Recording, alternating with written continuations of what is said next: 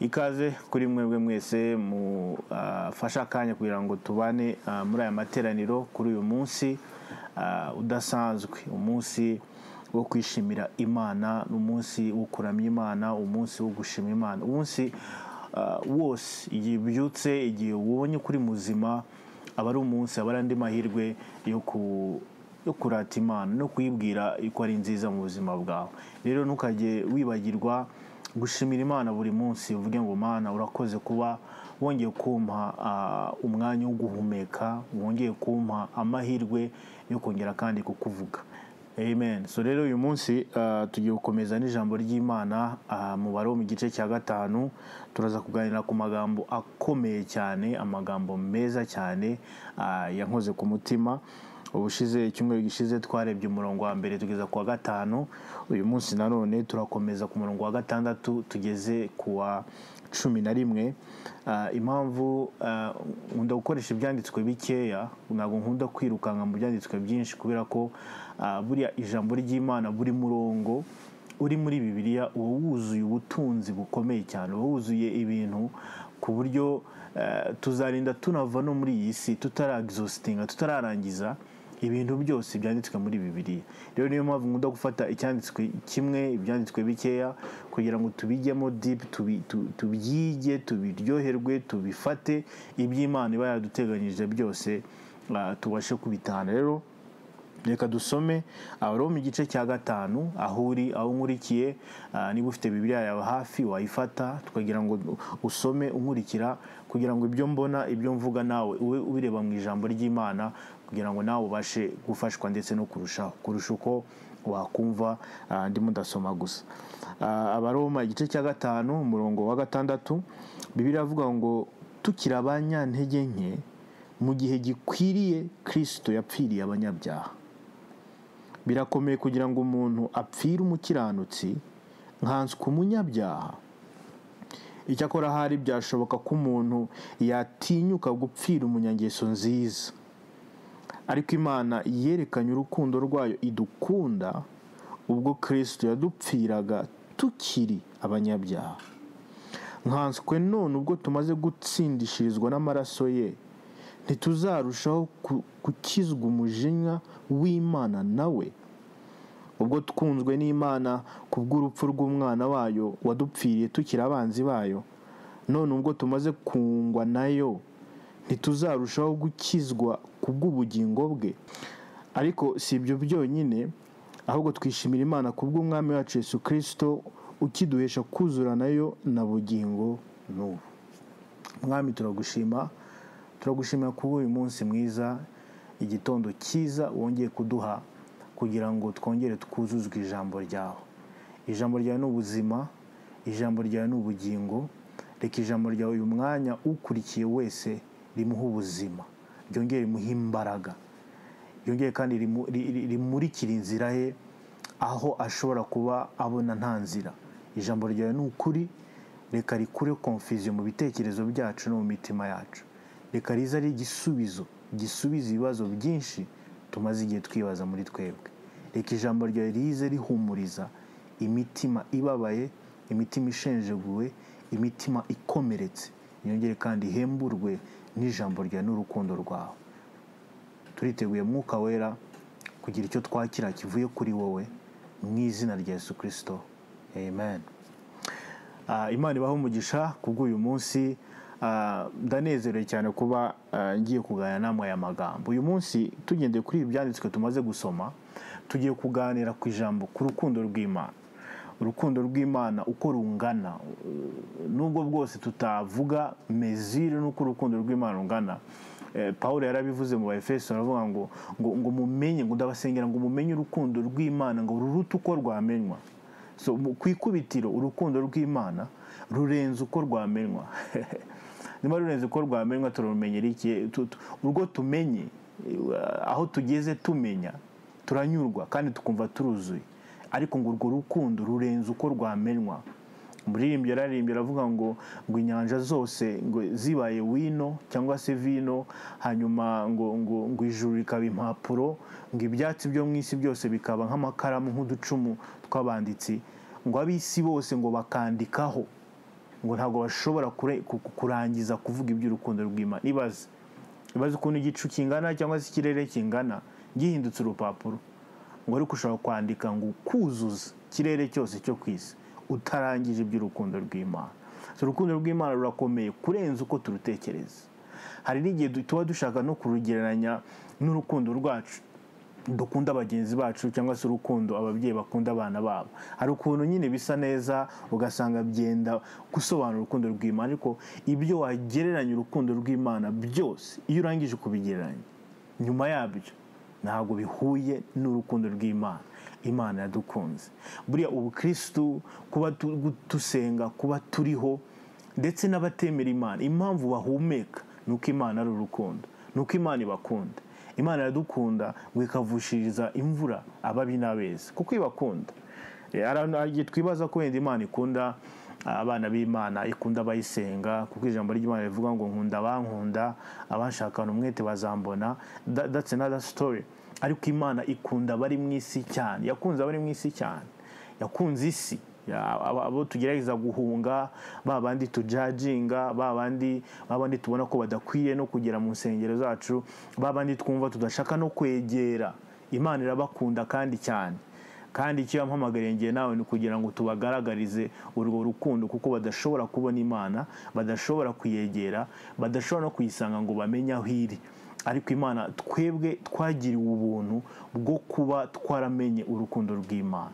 Urukundo rw'Imana rero ni ikintu nshaka yuko dusobanukirwa, kuko iyo ubuzima bwacu bushingiye ku rukundo, iyo imizi yacu imanutse neza tugasobanukirwa urukundo Imana idukunda kandi mu buryo buri personal, hari change itangira kubaho mu buzima bwacu, kuko bihindura uburyo ubona Imana, bihindura uburyo uyifata, bihindura uburyo uyisenga, byafecting ubuzima bwawe bwa buri munsi iyo wasobanukiwe urukundo rw'Imana. Urukundo rw'Imana niryo pfundo ry'ubutumwa bwiza, ngo Imana yakunze abari mu isi cyane, icyo cyatumye itanga umwana w'ikinege.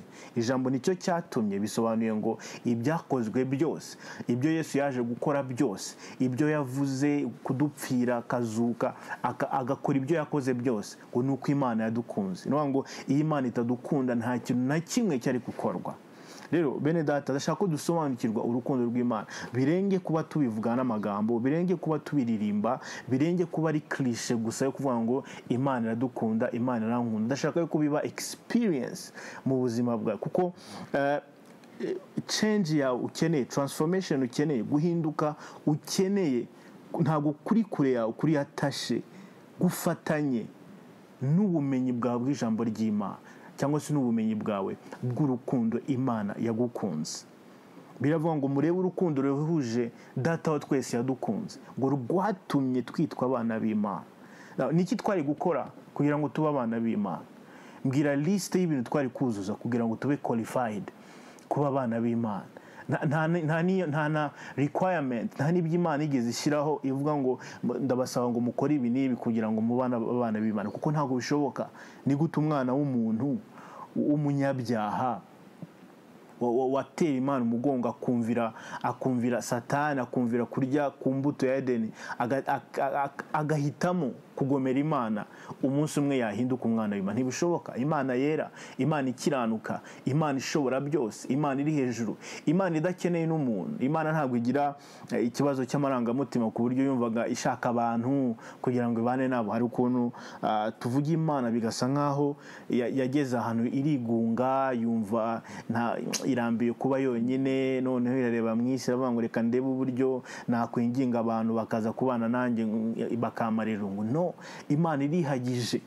Mu bintu biranga Imana, ibintu bituma Imana iba Imana, nuko idakeneye ikindi kintu, idakeneye undi muntu kugira ngo yitwe Imana.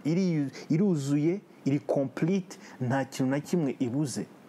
Ariko dore iyo Mana yuzuye, iyo Mana itagize ikibuze, iyo Mana idakeneye comfort, idakeneye help, idakeneye ikindi icyo ari cyo cyose, yarebye mu isi yavuga ngo iragukunze. Ifata urukundo rwayo irwerekeza kuri wowe, iravuga ngo ndagukunda uko bimeze kose kandi nzagukirisha urukundo rwanjye.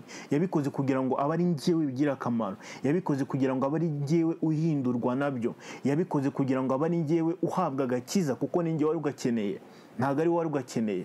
Niyo mpamvu ibyo nkora byose uyu munsi, ibyo ukora byose wagombye kubikora uzi kuri kubikora as a response, nk'igisubizo uha Imana ku by'ibyo yagukoreye. Iyo dusenga, iyo twiyiriza, iyo tubwiriza, iyo dufasha abantu, iyo twitanga, ntabwo tubikora kugira ngo dukange Imana cyangwa se tuyereke ko natwe dukomeye. No, turabikora kuko tuzi ko yadukunze, urukundo ruhoraho, kandi two tuzashobora no kuzayikunda ngo tugere ku rwego iyo yadukunze. Hanyuma igisigara niki? Nuko natwe mu bushobozi bwacu, mu mbaraga zacu tuyereka cyangwa se tubikorera abandi, twerekana urwo rukundo Imana yadukunze. Noneho Bibiliya itangira tubwira aho twasomye Imana yadukunze turi hehe, kuko icyo ni ikibazo dukwiye kwibaza. Imana yadukunze bigenze bite? Ubundi hano ku isi umuntu akunda undi bigenze bite? Wenda ureba umuntu ukabona ni mwiza ukamukunda, ureba umuntu akoze ikintu gikunditse, ikintu cyiza ukakimukundira. Ibyo ari byo byose mu isi umuntu akunda undi muntu bitewe n'ikintu kimwe cyangwa ikindi. Hari ikintu kigutera gukunda umuntu. Umuntu arakora ngo kiriya kintu yakoze cyatumye mukunda, uburyo yafashije umuntu byatumye mukunda. Bisobanura ngo hari igihe ashobora gukora ikindi kintu gihabanye n'icyo yakoze, rwa rukundo rukagabanuka. So twebwe rero dukundana hagati yacu bitewe na motivation iyo ari yo runaka. So hari n'igihe ukunda umuntu ariko kuba nawe agukunda bikagutera imbaraga zo kuba wamukunda kurushaho. Hari igihe ukomeza gukunda umuntu gusa we atagusubiza cyangwa se nawe atagukunda, bigatuma urukundo rwawe rugabanuka. Ariko ku murongo wa 6 havuze ngo tukiri abanyantege nke, mu gihe gikwiriye Kristo yapfiriye abanyabyaha. Biresha kutwereka yuko Imana yadukundiye muri position idashoboka. Imana yadukundiye muri position itayitera courage yo kudukunda, ngo twari tukira abanyantege nke nibwo Kristo yaje kudupfira. Niyo ngo nta kintu cyaturutse kuri twebwe, nta kintu twakoze, nta nicyo twari dushoboye no gukora cyari gutuma Imana yumva ko ibaye motive kudukunda. Nka bya bintu tuvuga ngo kugira ngo wenda umuntu agufashe, nawe ugerageza kugira ikintu ukora. Mu isi niba ukeneye ubufasha bw'umuntu, uragerageza ugatera intambwe ukagaragaza ko nawe ukeneye ubufasha. Niba nkubwiye ngo ndashaka kuguha akazi, ntabwo uryama mu rugo utegereje ko ndi buze kukureba mu rugo nguwe nako kazi. Mu buryo buri logique nawe urabyuka ukagerageza kwerekana ko ako kazi ugakeneye. Niko twebwe mu mikorere yacu meze. Ariko biratwereka ngo tukira abanyantege nke, tutazi icyo gukora, tutarabo gukundwa. Ndeze kera aravuga ngo nakunyuzeho mbona wivuruguta mu ivata ryawe, nkubonye ndagukunda, ndakubwira ngo baho. Ngo Imana yadukundiye mu mwanda, Imana yadukundiye mu byaha, Imana yadukundiye mu ntege nke zacu. Aho ngaho niyo yavuze ngo reka mbasange. Tuzabona muri ku mirongo irangiza iki gice cya 5 havuga ngo ngaho ibyaha byagwiririye niho ubuntu bw'Imana bwakomeje gusaga.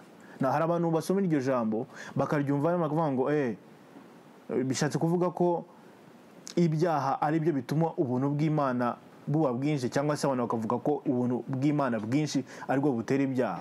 Ariko iriya jambo rirasobanura ngo aho ibyaha byagwiririye niho ubuntu bw'Imana yabwerekeje. Niyo ngo Imana iza kudukiza ntabwo yashatse kunyura ku ruhande. Ntabwo Imana yagarukiye hejuru ngo ice ku ruhande, ngo aho ibyaha byagwiririye niho Imana yerekeje ubuntu bwayo bwose, niho yerekeje urukundo rwayo rwose.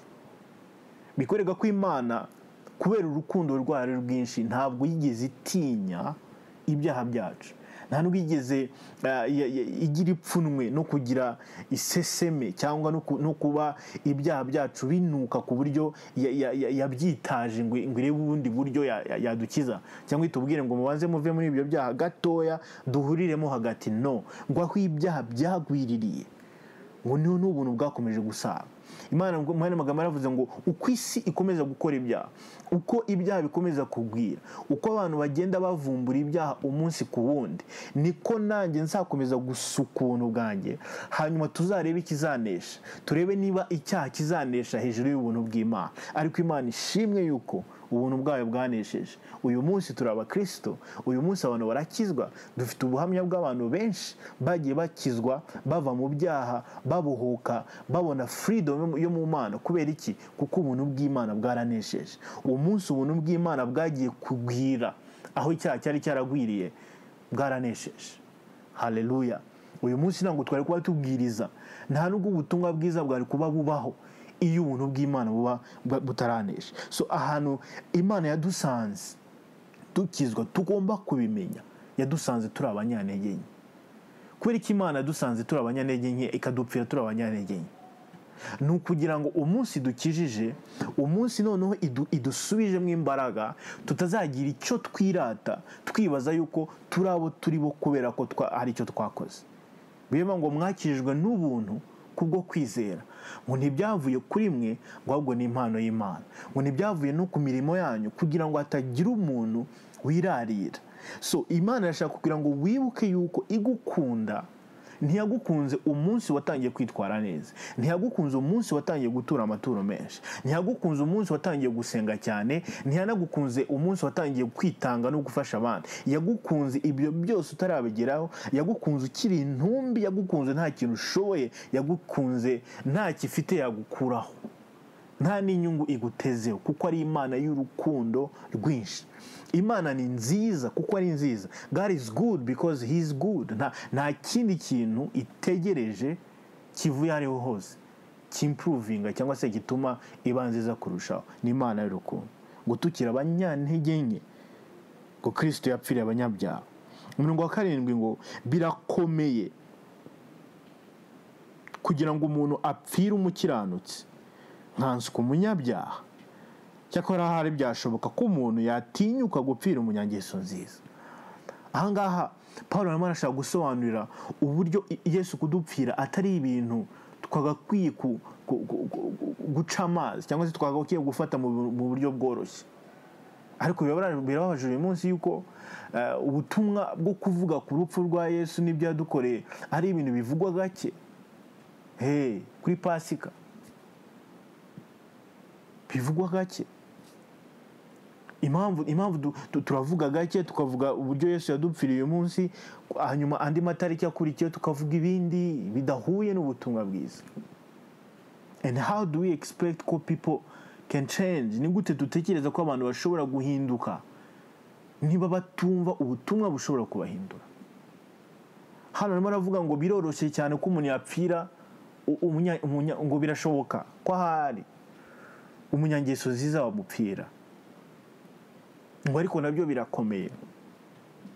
Uramutse umenye ko umuntu uzi ufite reputation nziza, umuntu ufasha abakene, umuntu ukora imirimo itangaje, ukamenya ko agiye gupfa cyangwa se bagiye kumwica, mu by'ukuri ushobora no kugira n'igitekerezo wenda cyo kuba wamutabara, cyo kuba wamupfira, kuko ubona ko abikwiriye, ubona ko rwose uyu muntu kubera ibintu akora birakwiye ko yabaho, birakwiye ko atapfa.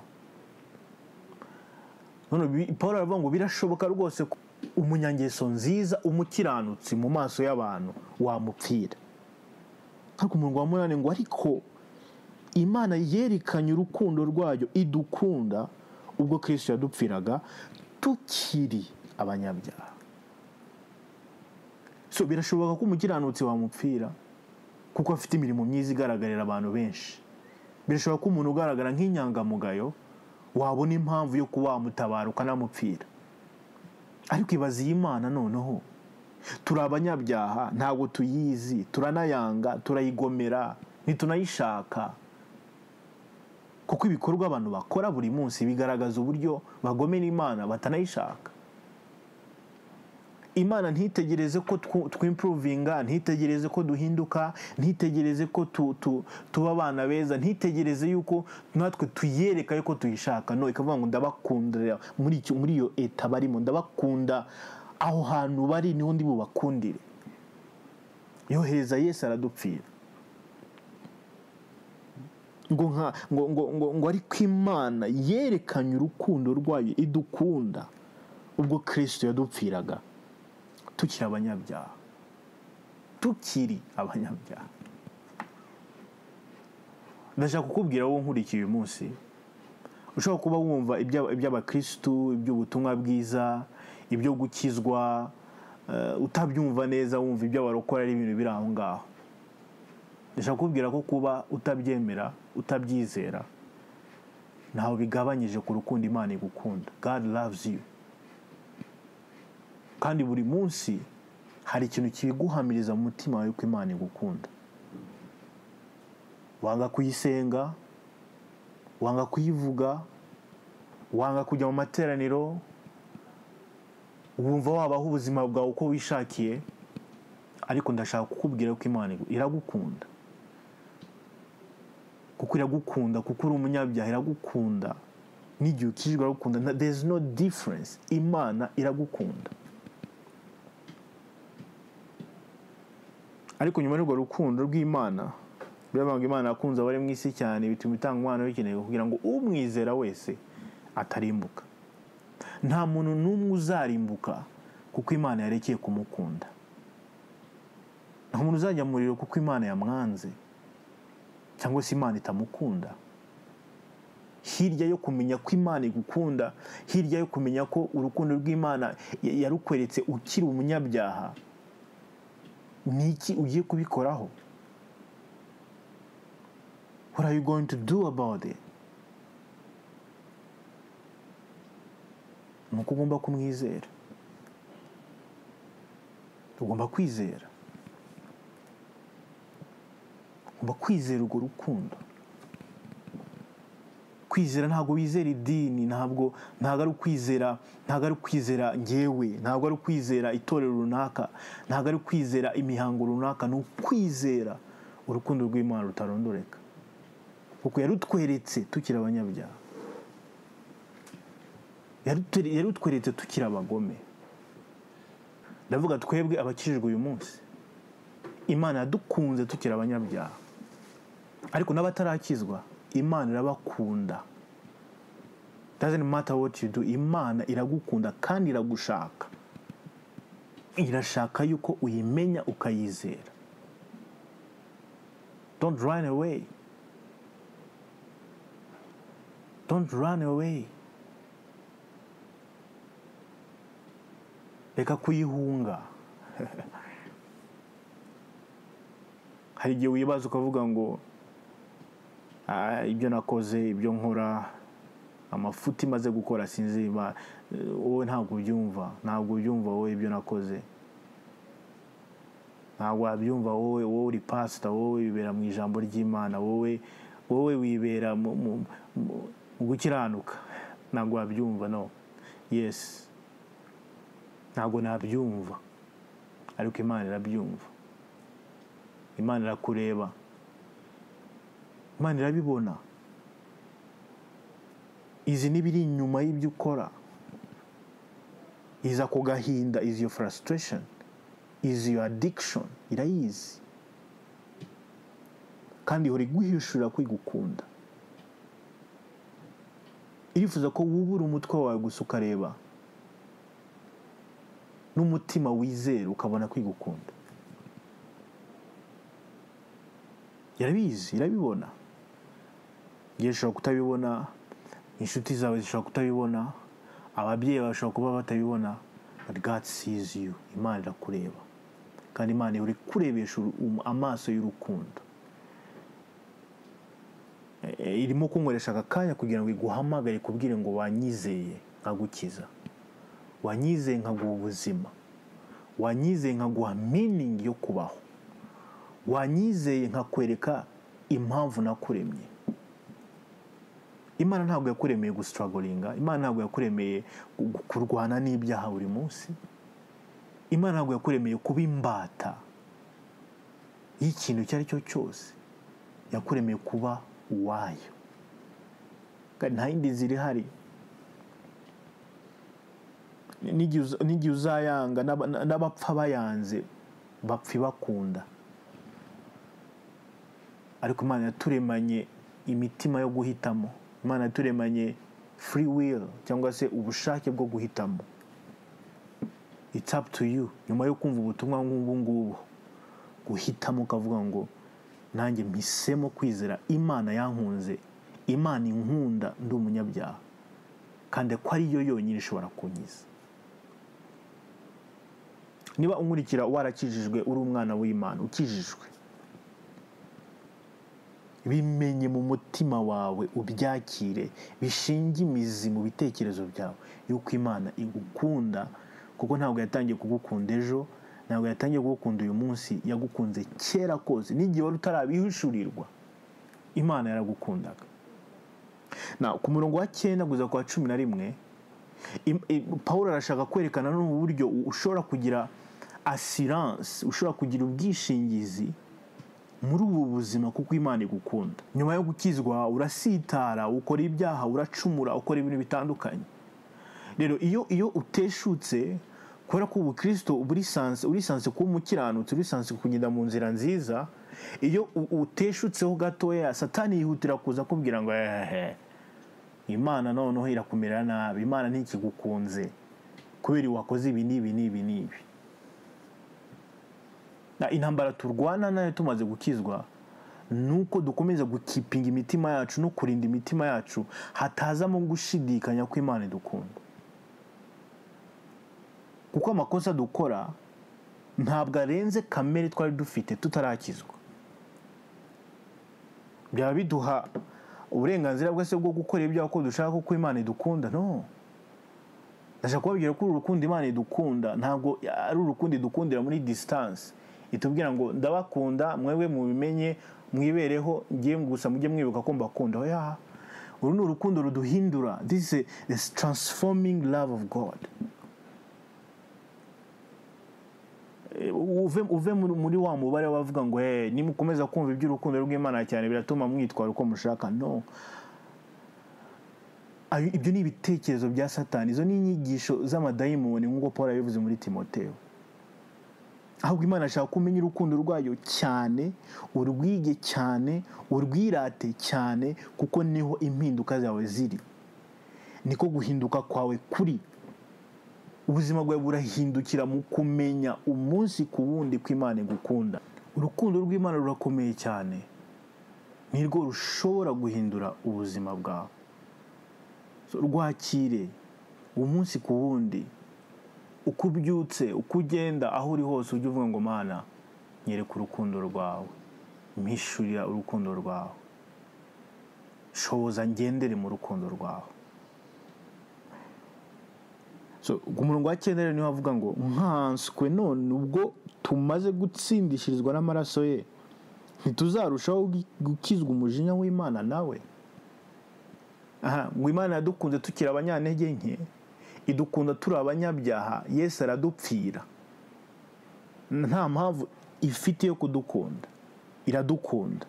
Ngo noneho nkanswe, iryo jambo nkanswe ni ijambo rishobora nko kuvuga ngo ni ryo gukiza impaka, ni ryo gukemura impaka. Kuvuga ngo noneho niba ntacyo yagendeyeho, niba bitarayibujije kudukunda tukira abanyantege nke, nkanswe noneho ubwo twamaze gutsindishirizwa no kwizera, ntizarushaho noneho kudukiza umujinya w'Imana. Ntizarushaho noneho niba igihe twari abanyabyaha dukijije umujinya w'Imana ikadusimbutsa, ariyo bita Pasika, tugakizwa tukava mu mwijima tugahinduka abana b'Imana. Nkanswe ubwo noneho twizeye, nkanswe ubwo noneho twemeye tugahinduka abana b'Imana. Niki noneho kizayibuza guhora idukiza? Reka tugire confidence mu rukundo rw'Imana idukunda. Umenye ko nta kintu Imana itazakora. Indirimbo ivuga ngo nta musozi itakuraho, ngo nta bikuta itakubita hasi just kugira ngo itugereho, ngo nta nyanja itakwambuka kugira ngo itugereho. Ahubwo kwizera kwawe kuri hehe? Kuko iyo hatari ukwizera haba hari ubwoba. Uyu munsi ndashaka kuvugana n'umutima wawe, nkumara impungenge zose, zituma wumva ko Imana ishobora kuba iri kure yawe, kuko hari igihe tugiramo tukumva turi kure y'Imana, turi kure y'urukundo rw'Imana. Navuga n'aya magambo ukumva ntabwo urimo kuyacakira kubera igihe umaze wumva ko Imana iri kure yawe. Uko wakwiyumva kose kuri kure, Imana yo ntiyigeze n'umunsi n'umwe ijya kure yawe. Ihora iri hafi, urukundo rwayo ruba ruri hafi yawe. Niba yaragukishije ngo nkanswe, ubwo noneho umaze gutsindishirizwa no kwizera ngo n'amaraso ye yagupfiriye igorogota, ngo ntizarushaho. Ngo ubwo twunzwe n'Imana kubw'urupfu rw'umwana wayo wadupfiriye tukiri abanzi bayo, none ubwo tumaze kungwa nayo ntituzarushaho gukizwa kubw'ubugingo bwe. Ndashaka ko amagambo yasoma na nyuma y'ahangaha wongere uyasome, wongere uyatekerezeho, utekereze aya magambo Pawulo arimo aravuga. Hey, ngo ubwo twunzwe n'Imana kubw'urupfu rw'umwana we. Urupfu rwa Yesu rwonyine, kuba Yesu yarapfuye byonyine byatumye twiyunga n'Imana. Urupfu gusa. Mu Bakorino Pawulo aravuga ngo twakijwe n'intege nke z'Imana. Intege nke z'Imana nizo zadukijije. Kuba Yesu yari ku musaraba ari intege. Niyo mpamvu abantu benshi batemeraga ibya Yesu, bakumva se ni gute umuntu yaza gukiza abantu akabakiza yambaye ubusa ku musaraba akubitwa. Niba yari akomeye afite ubushobozi bwo gukiza abari mu isi, kuki atananiwe kwirwanaho ngo ave ku musaraba? Ariko Imana kugira ngo yerekane ko intege nke zayo zirusha imbaraga abakomeye tuzi, igerageza kudukirisha intege nke zayo. Ni ukuntu ushobora kuba tuvuge umuntu uzi gukina umupira cyane nka Messi cyangwa Cristiano Ronaldo, akaza gukina foot n'akana gatoya k'imyaka 5. Mu by'ukuri bari gukinana mu kibuga, Ronaldo ntabwo akoresha imbaraga akoresha ari gukina muri Champions League. No kubera iki arimo gukina n'umwana, ntabwo akeneye gukoresha imbaraga zose kugira ngo aneshe, akoresha ukuguru kumwe gusa akabere gukoresha agatsinda. So kuko Imana yacu ikomeye cyane kugira ngo idukize, ntabwo byayisabye gukoresha imbaraga zayo nyinshi, no kuba n'urupfu rw'umwana wayo rwonyine rwaradukijije. So hano Pawulo arimo kuvuga ngo ubwo twunzwe n'Imana n'urupfu rw'umwana wayo wadupfire tukiri abanzi bayo, ngo none ubwo tumaze kungwa, none ubwo tumaze gukizwa, none ubwo tumaze guhura n'Imana tutakiri abanzi b'Imana, ngo ntituzarushaho gukizwa noneho kubw'ubugingo bwe. Yarapfuye ariko yarazutse, ubu ni muzima. Niba yaradukijije yaradukijije n'urupfu rwe, niba urupfu rwe rwaradukijije, none ubwo ari muzima noneho aradukiza bingana gute? Niba Ronaldo akina n'umwana w'imyaka 5 ntashiremo imbaraga agakinisha ukuguru kumwe, ashobora no gukina yicaye akamutsinda. Ibaze noneho haba aramutse ashizemo imbaraga ze zose, uwo mwana yamutsinda ibitego bingahe? Niryo jambo ry'Imana Pawulo arimo kuvuga ahangaha. Niba gupfa kwa Yesu kwatumye duhinduka abana b'Imana, nkanze kubwo none ubwo ari muzima yicaye iburyo bw'Imana, yadukiza bingana iki?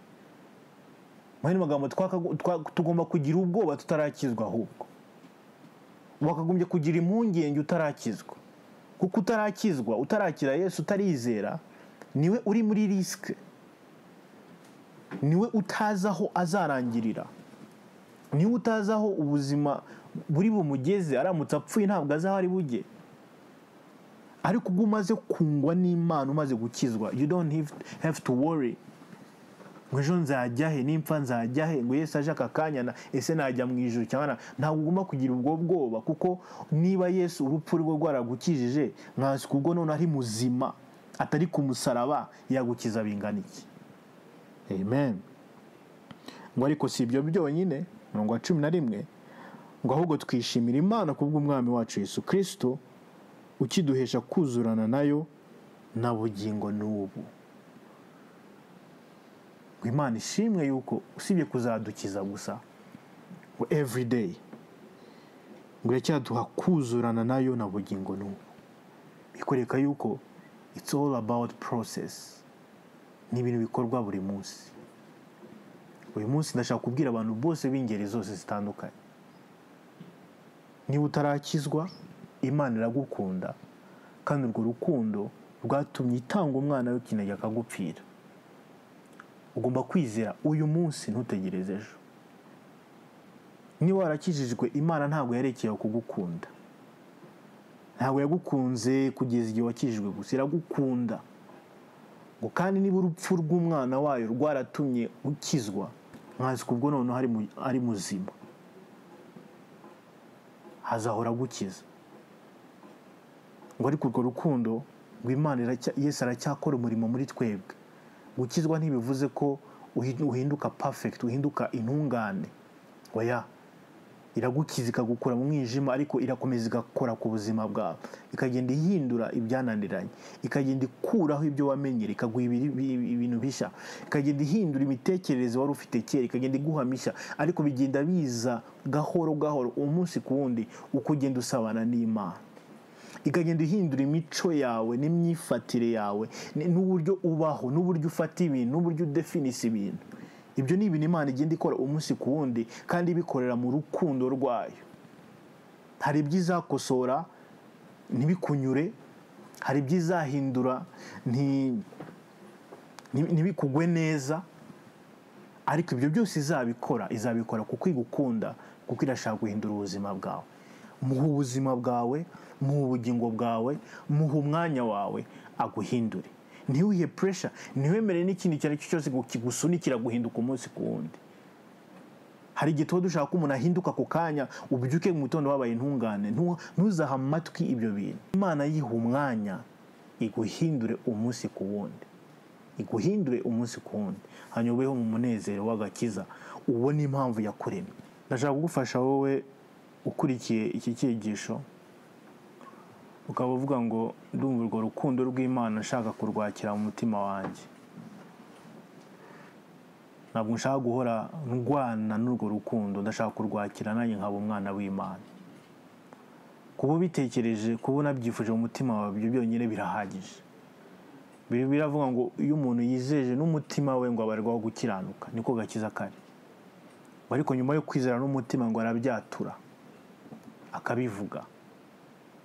Reka rero ngufasha aho uri, uburyo uzajya usenga, uburyo uzajya watura umunsi ku wundi, ndetse binakubere n'urwibutso wiko umunsi nk'uyu nguyu, amatariki nk'aya ngaya, amasaha nk'aya ngaya, wakiriye Yesu nk'umwami n'umukiza. Uvuga ngo Mwami Yesu, uyu munsi numvishe ijambo ryawe, urakoze kuba unkunda, kuba unkunda urukundo ruhoraho. Nanjye Yesu ndakwizeye n'umutima wanjye, uba umwami n'umukiza wanjye. Ndagusaba kugira ngo umpishurire urukundo rwawe, unyobore inzira yo gukiranuka umunsi ku wundi, nkumenye kurusha uko nakumenye uyu munsi, hanyuma ubuzima bwanjye buhinduke, buhinduwe n'urwo rukundo. Ndagushimiye ko ndi umwana wawe, ndagushimiye yuko nkijijwe nawe. Kuva uyu munsi ndi inshuti yawe, kuva uyu munsi ndi umuragwa wawe. Urakoze mu izina rya Yesu Kristo, amen.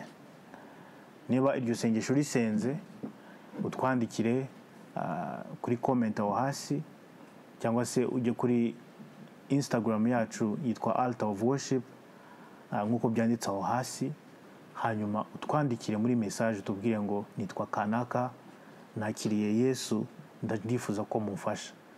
Biratunezeza kuba twagufasha mu rugendo rwawe rwo gukizwa. Imana rero ikomeze ibahe umugisha kuri mwebwe mwese twabanye kuri iri jambo, mbasabira kugira ngo urukundo rw'Imana rukomeze ruganze mu mitima yanyu, rukomeze rugwire mu mitima yanyu. Niba warakiriye Yesu, ndagusengera kugira ngo urwo rukundo rw'Imana rukomeze ruguhindure, rukomeze ruzane revival mu mutima wawe, ububyutse mu mutima wawe, Imana uyimenye kurenza uko uyize uyu munsi, hanyuma nawe ushozwe kurubwira abandi no kurumenyesha abandi mu izina rya Yesu Kristo. Amen. Imana ibahe umugisha.